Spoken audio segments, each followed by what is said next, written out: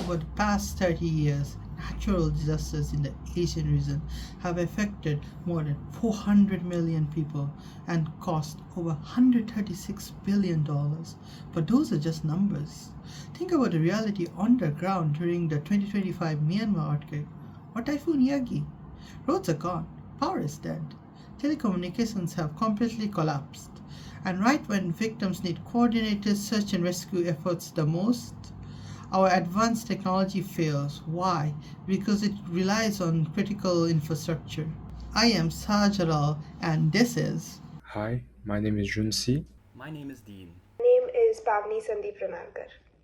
Team Too Cool for a Name introducing MyStorm. For years, we have invested in cloud based AI and centralized fleet management.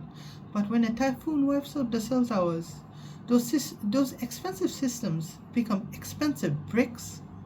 We call this the critical infrastructure gap.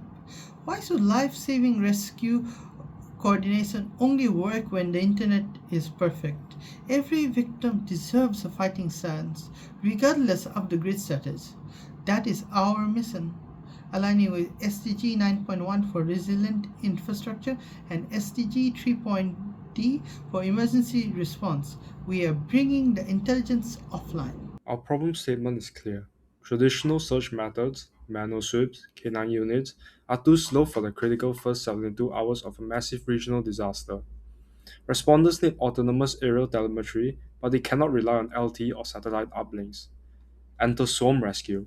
We have built an autonomous, edge based drone command system. It does not wait for a connection to an AWS region. It operates locally, orchestrating a fleet of drones through decentralized swarm intelligence. The technology stack is what makes this possible. Built on Python 3.12, we use Mesa for the simulation environment and LangChain for our command agent logic. We expose the swarm's capabilities to a standardized model context protocol, or MCP for short, but our secret sauce is how we bypass the need for a central server. Our command agent uses a hybrid planning cycle. It processes LLM-backed mission planning when available, but has a hard-coded deterministic rule-based fallback.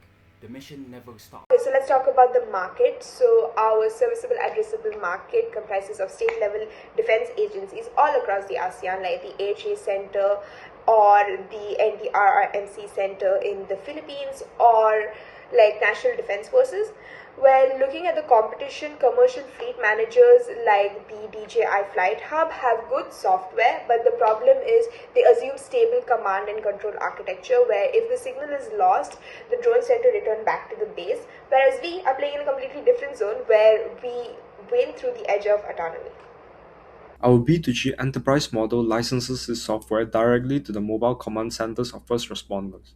The ROI for governments is immediate, preventing just a fraction of the delayed response fatalities and streamlining the multi-billion-dollar recovery operation based for the system on day one. Our roadmaps for future improvements are phased and realistic, where phase 1 is software prototype and phase 2 tackles pathing, where we will upgrade our current one-step greedy motion to a dynamic algorithm like DLIT to navigate complex 3D debris fields.